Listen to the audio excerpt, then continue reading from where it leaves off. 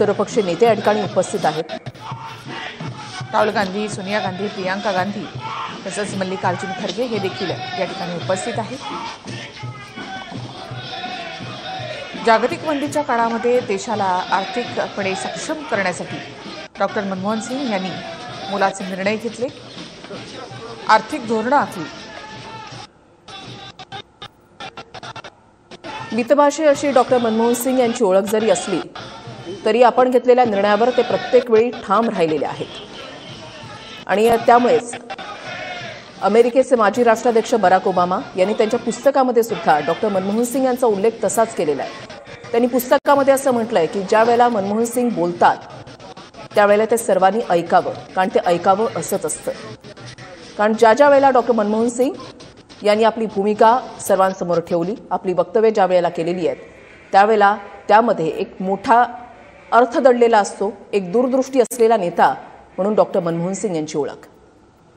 2004 मध्ये डॉक्टर मनमोहन सिंग यांनी देशाचे 14वे पंतप्रधान म्हणून शपथ घेतली, सूत्र हाती घेतली आणि पुढच्या 5 वर्षांमध्ये आर्थिकदृष्ट्या त्यांनी भारताला सक्षमही केलं। आर्थिक प्रगती भारताची झपाट्यानं या काळामध्ये झाली। मोठी आर्थिक धोरणं त्यांनी या ठिकाणी आखली होती। डॉक्टर मनमोहन सिंग हे असे एकमेव नेते आहेत जे आरबीआयचे गव्हर्नर राहिल्यानं 10 रुपयाच्या नोटेवर त्यांची स्वाक्षरी आहे। 2005 मध्ये पंतप्रधानपदी असताना 10 रुपयांची नोट जारी करण्यात आली आणि नियमानुसार त्यावेळेला नोटांवर रिझर्व्ह बँकेच्या गव्हर्नरची स्वाक्षरी असायची।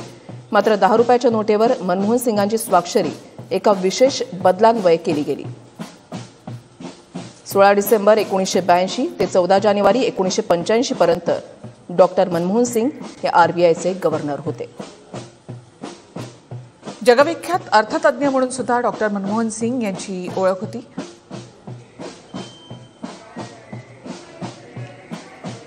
आरबीआयचे 2 गव्हर्नर जे अर्थमंत्री बनले त्याच्यामधले एक म्हणजे डॉक्टर मनमोहन सिंग आणि दुसरं नाव म्हणजे सी.डी. देशमुख। देशाचे 4 अर्थमंत्री जे पंतप्रधान बनले त्याच्यामधलं पहिलं नाव म्हणजे मोरारजी देसाई, नंतर चरण सिंह, व्ही.पी. सिंह आणि त्यानंतर डॉक्टर मनमोहन सिंग। डॉक्टर मनमोहन सिंग यांचा देशाच्या आर्थिक आणि राजकीय विश्वामधला प्रवास हा तसा थक्क करणारा। त्याचबरोबर इंदिरा गांधींपासून त्यांनी तब्बल 7 पंतप्रधानांसोबत काम केलं। मितभाषी असलेले डॉक्टर मनमोहन सिंग यांनी आपल्या निर्णयांनी संपूर्ण जगाचं लक्ष वेधून घेतलं होतं।